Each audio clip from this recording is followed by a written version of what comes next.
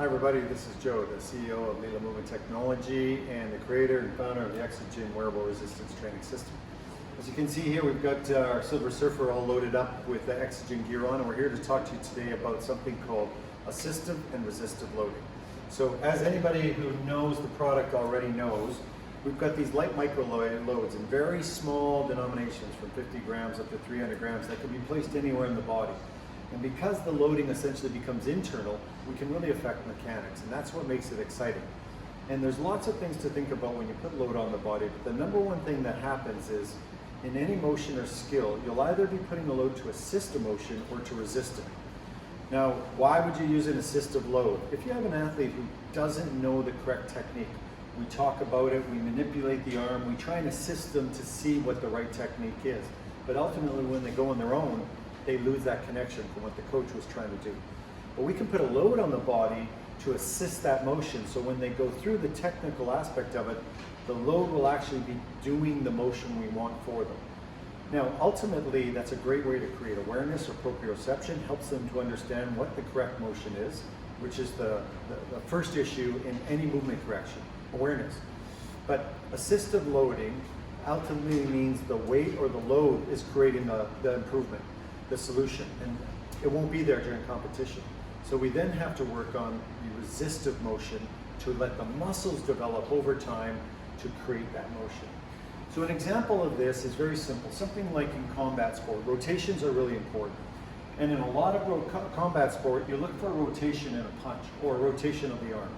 Now, if you take a look at this load, this is a 200 gram load, it's about 8 ounces.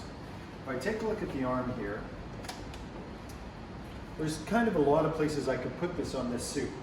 But an assistive position, if you look at the arrow's pointing down, and that means as I push this arm, as I rotate that hip and throw that arm, that arrow is going to pull that arm into rotation.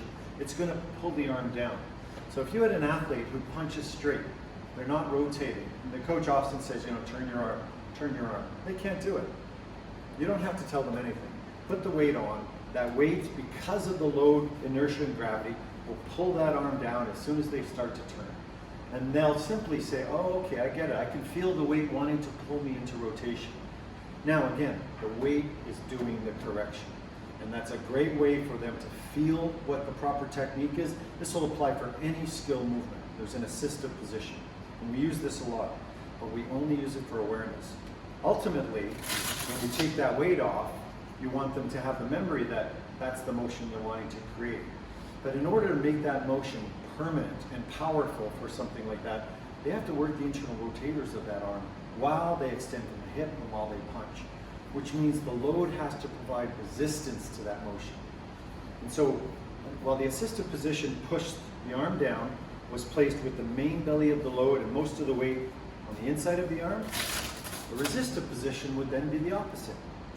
Where that way arrow goes is where the direction goes. Now I've got a load on the outside of the arm. And now what's happening, when that person tries to rotate that arm, that load, gravity is going to work against it. Centrifugal force will work against it. And it's going to limit that. It's going to resist that. So the only way for them to turn it over is to work it. To work that muscle specifically against that load.